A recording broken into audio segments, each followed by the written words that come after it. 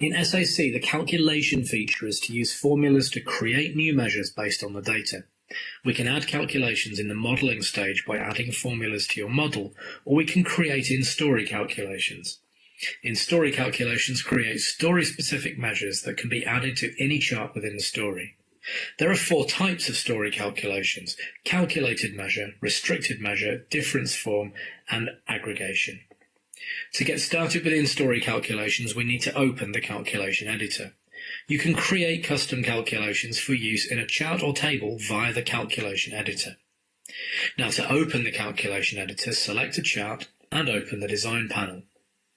Then select the new calculation option from the measures drop-down menu. Calculated measures then. The calculated measures calculation creates a new measure by applying a mathematical formula to your data. When setting up your calculation, you'll apply the typical formula functions, conditions, and operators to the data contained in your model.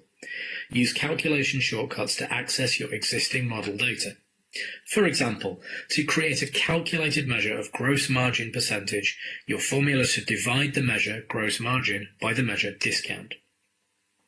Next is restricted measures. The restricted measure calculation creates a new measure by restricting the measure's value to a selected dimension. For example, you may want to calculate the value of revenue restricted by a single product.